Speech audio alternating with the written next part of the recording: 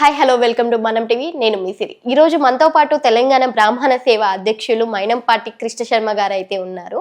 నమస్తే సార్. నమస్కారం సార్, అఘోరి శ్రీవర్షిని పెళ్లి చేసుకున్నారు కదా, అసలు ఆ పెళ్లి అనేది చెల్లుబాటు అవుతుందా? 100% ఈ పెళ్లి చెల్లుబాటు కాదు అసలు. ఓకే. ఈ మధ్యకాలంలో మనం గమనిస్తున్నట్టయితే చాలామంది కూడా తమ పెళ్ళి అయిపోయింది అని చెప్పేసి కూడా చెప్తూ ఉంటారు. దీనికి పెళ్ళైనట్టుగా కూడా అది కాదు అసలు. ఎందుకంటే వాళ్ళు ఒక వీడియో రిలీజ్ చేశారు. ఆ వీడియోలో కూడా చూసాము, పక్కన ఎవరో మంత్రాలు చదువుతున్నారు. అది కూడా పెళ్లి మంత్రాలు చదవట్లేదు. వాళ్ళు ఏదో వాళ్ళకి తోచినవి వాళ్ళు చదువుకుంటున్నారు. ఇతను ఏంటంటే సింపుల్గా వెళ్ళి మెళ్ళ తాళి కట్టేస్తున్నాడు. ఇక్కడ మనం చూసుకుంటే ఆధ్యాత్మిక పరంగా హిందూ ధర్మశాస్త్ర ప్రకారం చూసుకున్నా కానీ, లేకపోతే చట్టబద్ధంగా చూసుకున్నా కానీ, ఏ విధంగా చూసినా కూడా ఆ పెళ్ళి అనేటువంటిది చట్టబద్ధం కాదు. అది దాని పెళ్ళి అని అనరు అసలు. అఘోరికి సెక్స్ కోరికలు అలానే కామ కోరికలు ఉంటాయంటారా? దీని గురించి చెప్తానండి. ఇక్కడ ఇక పెళ్ళి అనేది కాదని ఎందుకు చెప్తున్నానంటే, హిందూ ధర్మశాస్త్రంలో వివాహ వ్యవస్థలో ఒక చిన్న తంతు ఉంటుంది. అందులో ఎలాగంటే, ఈ యొక్క అమ్మాయిని, వధువుని, కన్యని వాళ్ళ యొక్క తల్లిదండ్రులు కూడా కన్యాదానం చేస్తారు. అవును. వివాహ ప్రక్రియ అంటే అది అసలు. యాక్చువల్గా వివాహం అంటే తెలియాలి. ఎందుకంటే ఇప్పుడు చాలామంది కూడా ఏదో బాత్రూంలో మెళ్ళ తాళి కట్టేసి, లేదంటే ఏదో సింగిల్ రూమ్లో మెళ్ళ తాళి కట్టేసి, కొంతమంది ఈ మధ్య వీడియో చూశాను, రోడ్డు మీద తాళి కట్టేసాడు. దాన్ని పెళ్ళి అనరు. మెడలో తాళి కడితే పెళ్ళి అనుకుంటున్నారు చాలామంది. కేవలము మెడలో తాళి కడితే పెళ్ళి కాదు. ఈ విషయం కూడా తెలుసుకోవాలి. సాంప్రదాయబద్ధంగా ఒక ప్రొసీజర్ ఉంది. అదేంటంటే సంక్షిప్తంగా చెప్తాను నేను. వివాహ ప్రక్రియలో ఈ యొక్క వధువు యొక్క తల్లిదండ్రులు ఉంటారు, వరుడు యొక్క తల్లిదండ్రులు ఉంటారు. ఈ యొక్క కన్య యొక్క తల్లిదండ్రులు కూడా ఒక వరుణుని కూడా వాళ్ళకి అన్ని విధాలుగా సరిపడినటువంటి వాళ్ళు సెలెక్ట్ చేసుకొని ఈ యొక్క పెళ్లి మండపంలో కన్యని దానం ఇస్తారు వరుడికి. అది కూడా ఏంటంటే వరుడి యొక్క తల్లిదండ్రుల యొక్క పర్మిషన్తో. ఈ యొక్క వరుడి కాళ్ళు కడిగి వరుడి యొక్క తల్లిదండ్రుల యొక్క అనుమతి కూడా తీసుకొని ఈ యొక్క కన్యని వరుడికి దానం ఇస్తారు. దాన్ని కన్యాదానం అంటారు. కన్యాదానంలో వరుడి చేత కూడా ప్రతిజ్ఞ చేయిస్తారు. ధర్మేచ అర్ధేచ కామేచ నాచరామి అని కూడా అతను చెప్తాడు. అంటే తనను ఎప్పుడు కూడా తన జీవితంలో సుఖదుఖాలలో కూడా ఆమెను మంచిగా చూసుకుంటారు, తనతోనే ఉంటారని అతను కూడా తన చేత కూడా చెప్పిస్తారు. ఇవన్నీ కూడా మంత్రాల రూపంలో ఉంటాయి. ఆ సందర్భంలో కూడా వరుడు వధువు వాళ్ళు జీలకర్ర బెల్లం అనేటువంటి దాన్ని కూడా వారి తల మీద కూడా ప్రతిష్టాపన చేయడం ద్వారా కూడా వివాహం అనేది జరుగుతుంది. అది అసలు వాస్తవానికి వివాహం అంటే. జీలకర్ర బెల్లం అనేది వాళ్ళ తల మీద పెట్టించి మంత్రోచ్చారణ ద్వారా కూడా పెట్టిస్తారు. ప్రతిజ్ఞలు కొన్ని చేయిస్తారు వాళ్ళ చేత.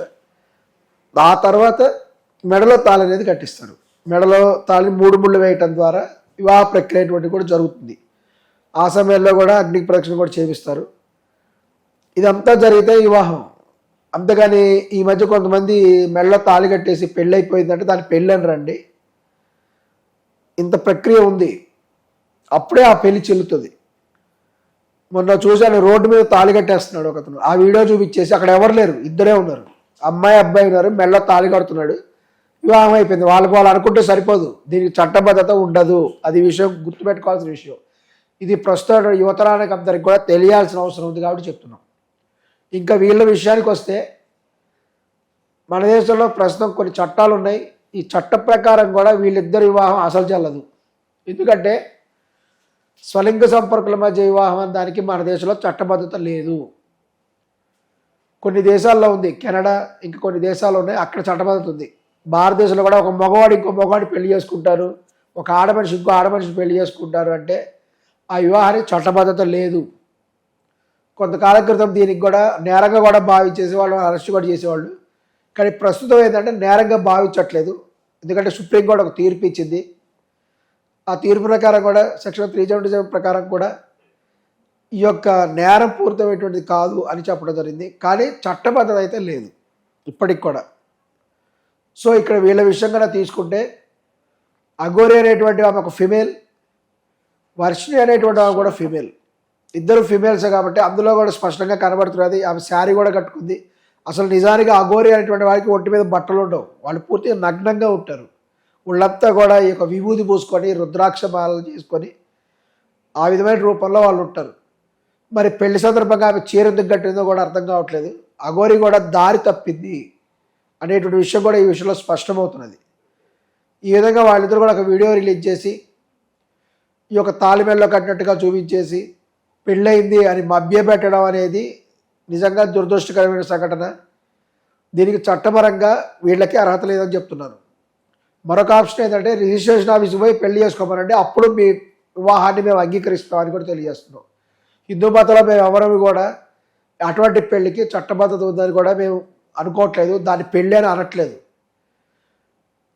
కనీసం రిజిస్ట్రేషన్ ఆఫీస్లోకి వెళ్ళి అక్కడ రిజిస్ట్రేషన్ చేసుకొని వాళ్ళు రిజిస్ట్రేషన్లో సంతకాలు పెట్టడం ద్వారా కూడా పెళ్లి చేసుకోవచ్చు అని కూడా తెలియజేస్తున్నాం ఈ యొక్క అఘోరికి ఆ వర్షునికి. అప్పుడు చట్టబద్ధత వస్తుందేమో, కానీ వాస్తవానికి కూడా వాళ్ళు ఎలాగో చేయరు. ఎందుకంటే చట్ట ప్రకారం ఏంటంటే ఇద్దరు ఫిమేల్స్కి మధ్య రిజిస్ట్రేషన్ ఆఫీసులో పెళ్లి చేయరు. కాబట్టి చాలామంది అనేది ఏంటంటే ఈ వర్షినికి అఘోరి ఆస్తుల మీద కట్టుబడింది, అందుకే ఆమె వెంబడబడుతున్నది, వాళ్ళిద్దరి మధ్య ఉండేటువంటి కారణం అదే అని కూడా చెప్తున్నారు. మరి పెళ్లికి చట్టబద్ధత లేనప్పుడు ఎట్లాగో వర్షినికి కూడా అఘోరి ఆస్తులు వచ్చే అవకాశమే లేదు. ఇది చాలా జాగ్రత్తగా గమనించాల్సినటువంటి ముఖ్యమైనటువంటి విషయం. ఆ పెళ్లి నిలబడదు అని అంటారా? పెళ్లికి అసలు చట్టబద్ధతే లేదు, నిలబడదు అనేది ఎలాగో నిలబడదు. అది కేవలం కూడా వీళ్ళ ఎపిసోడ్ గానే చూసుకుంటే ఇద్దరు ఒకళ్ళొకళ్ళు ట్రాప్ చేసుకున్నారు. ఇప్పుడు అఘోరి దీక్షలోకి వెళ్ళాక ఎలాంటి కోరికలు ఉండవు అని అంటారు కదా, అవును, కానీ ఈ అఘోరికి అన్ని కోరికల్లానే ఉన్నాయి కదా సార్, దానిపైన మీరేమంటారు? అది నిజంగా కూడా చాలా బాధాకరమైనటువంటి విషయం ఇది. ఈ యొక్క అఘోరీలుగా మారినటువంటి తర్వాత వాళ్ళు ఎటువంటి కూడా కామ కోరికలు కూడా పెట్టుకోకూడదు, అది వాస్తవం. కానీ ఏంటంటే వాళ్ళు కూడా మళ్ళీ మనుషులే కాబట్టి బాల్యము యవ్వనము ఈ యొక్క మధ్య వయసు వృద్ధాప్యం ఇవన్నీ కూడా జీవితంలో స్టెప్ బై స్టెప్ వస్తూ కూడా ఉంటాయి. కాబట్టి కూడా సహజంగానే వాళ్ళకి కామ కోరికలు కలిగేటువంటి అవకాశం కూడా ఉంది. కానీ వాళ్ళు కామ కోరికలు కూడా ఉండకుండా ఉండడానికి కొన్ని చర్యలు తీసుకుంటారు. ఈ అఘోరి కూడా చెప్పడం జరిగింది, వాళ్ళు కొన్ని రకాలైనటువంటి ఆసనాల ద్వారా కొన్ని రకాలైనటువంటి క్రియల ద్వారా కూడా లైంగిక కోరికలు జరగకుండా చేస్తారు అని కూడా ఆమె చెప్పడం జరిగింది. అంతేకాకుండా ఈ సందర్భాల్లో ఈ అఘోరి అనేటువంటి ఆమెకు అంగం కూడా లేదు, దాన్ని కూడా తీసివేయడం జరిగింది. సో ఇప్పుడు వర్షిని అఘోరి కలిసి ఎలా వాళ్ళ మధ్య ఎటువంటి శారీరక సంబంధం కూడా ఉండడానికి అసలు అవకాశమే లేదు ఫస్ట్, ఎందుకంటే ఇద్దరు ఫిమేల్సే కాబట్టి. ఇక్కడ గమనించినట్లయితే ఈ అఘోరి వీళ్ళిద్దరి మధ్య ఆకర్షణ ఎందుకుంది అని కూడా గమనించినట్లయితే అఘోరి అనేటువంటి ఆమె అనేక క్షుద్ర పూజలు చేస్తుంది. ఆమె ఈ యొక్క కొన్ని ఆచారములలో కొంతమంది యువతులని నగ్నంగా కూర్చోబెట్టి ముగ్గు లోపల వాళ్ళు కొన్ని పూజలు చేస్తారు, వాటి ఫలితంగా కొన్ని రకాలైనటువంటి శక్తి లభిస్తుందని కూడా భావిస్తారు. సాధారణంగా ఇటువంటి పూజలన్నీ కూడా చాలా ఖర్చుతో కూడినటువంటివి, మినిమం 10 లక్షల రూపాయల పైన ఉంటాయి ఇవన్నీ కూడా. కొంతమంది మన తెలుగు రాష్ట్రాలలో అఘోరిని చూసి కూడా ఆమె దగ్గర ఈ పూజలు చేయించుకున్నారు అనేటువంటి విషయం కూడా తెలియవస్తున్నది. ప్రముఖ హీరో ప్రభాస్ గారు కూడా ఈమె దగ్గర ఈ యొక్క పూజలు చేయించారు, ఎందుకంటే ఆయనకు ఆరోగ్యం బాలేక అని కూడా వినికిడి. అందుకనే ప్రభాస్ గారు కూడా ఆమెకు ఒక విల్లా కూడా రాసిచ్చారు, అఘోరికి ప్రభాస్ గారి ఇంటి దగ్గర ఒక విల్లా ఉంది అని కూడా తెలియవచ్చింది. అంతేకాకుండా ఈ యొక్క అఘోరికి ఆమె దారి తప్పిపోయింది. ఆమెకి ఏంటంటే పూర్తి స్థాయి లైంగిక కోరికలు ఉండటం, కొంతమంది యువతలను కూడా ట్రాప్ చేయడం అనేటువంటిది కూడా స్పష్టంగా కనిపిస్తుంది. ఇక్కడ ఈ వర్షిణి అనేటువంటి విషయం ఆమె దగ్గరికి వస్తే, వర్షిణి అనేటువంటి ఆమె అఘోరికి కొన్ని సందర్భాల్లో సమస్య ఎదురైనప్పుడు కాపాడింది. ఒక చెక్ పోస్ట్ దగ్గర ఇబ్బంది ఎదురైనప్పుడు ఈ వెళ్ళి కాపాడింది, సహాయం చేసింది ఒక రిపోర్టర్గా. అందుకని ఆమెకు సహాయం చేసింది కాబట్టి ప్రత్యుపకారం చేయాలని చెప్పేసి వాళ్ళ కోరిక మేరకే వాళ్ళ ఇంటికి వెళ్ళటం జరిగింది. ఈ సందర్భంగా కూడా అఘోరి ఈ వర్షిణికి దాదాపు 1,00,000 రూపాయలు విలువ చేసేటువంటి ఐఫోన్ కొనిచ్చింది. మరి వీళ్ళు అఘోరి దగ్గర తీసుకున్నారు కదా, ఈ వర్షిణి తల్లిదండ్రులు కూడా యాక్సెప్ట్ చేశారు ఆ యొక్క డబ్బుని, అంతేకాకుండా మరికొంత డబ్బు కూడా ఇవ్వటం జరిగింది. సో డబ్బుతో మభ్యపెట్టేసి ఇవన్నీ కూడా తీసుకొని వాళ్ళ వివాహం కూడా జరిగిందని చెప్తున్నారు. వాళ్ళ గదిలోనే వివాహం జరిగిందని కూడా, ఆల్రెడీ ఒకసారి వివాహం జరిగింది మా ఇద్దరికని వర్షిణే చెప్తున్నది, అవును, తల్లిదండ్రుల సమక్షంలో జరిగిందని. అఘోరి ఏమంటున్నారంటే వర్షుడి తల్లిదండ్రులు ఆమెను బేరం పెట్టారు అని చెప్పేసి అతను చెప్పడం జరిగింది.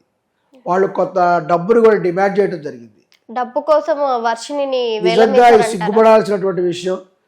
ఈ యొక్క వర్ష తల్లిదండ్రులు ఇంత నీచానికి దిగజారిపోతారు అనేటువంటిది కూడా నిజంగా కలికాలం అని కూడా సూచిస్తుంది. ఇది ఈ యొక్క కలికాలంలో నిజంగా మనుషులు వాయు వరుసలు కూడా మర్చిపోయి ఈ విధంగా కూడా డబ్బు వెనకబడతారు అని కూడా ఉంది.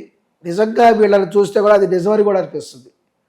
ఈ వర్షని కూడా వాళ్ళ తల్లిదండ్రులు డబ్బులు ఇవ్వటం వల్ల అఘోరి వెంబడి వెళ్ళింది. ఈమె వెళ్ళి కొంతకాలంతో తీర్థయాత్రల పేరుతో తిరగడం జరిగింది. ఆ సందర్భంలో వాళ్ళిద్దరి మధ్య కూడా శారీరక సంబంధం కూడా ఏర్పడింది. వాళ్ళిద్దరు కూడా నగ్నంగా కారులో పడుకునే వాళ్ళని, వాళ్ళ శారీరక కోరికలు కూడా తీర్చుకునేటువంటి వాళ్ళని కూడా ఈ యొక్క వర్షిని వాళ్ళ అన్న కూడా చెప్పడం జరిగింది. ఈ సందర్భంలో కూడా ఆమె అనేక విషయాలు కూడా గమనించింది వర్షిని. అదేంటంటే ఈ అఘోరి అనేటువంటి ఆమెకి కొన్ని కోట్ల ఆస్తులు ఉన్నాయి అనే విషయం ఆమె కనిపెట్టింది. అంతేకాకుండా ఆమె కారులో కూడా ఎన్నో నోట్ల కట్టలు ఉంటాయి అనే విషయం తెలుసుకుంది. ఈమె అత్యంత సంపన్నురాలు ఈ అఘోరి.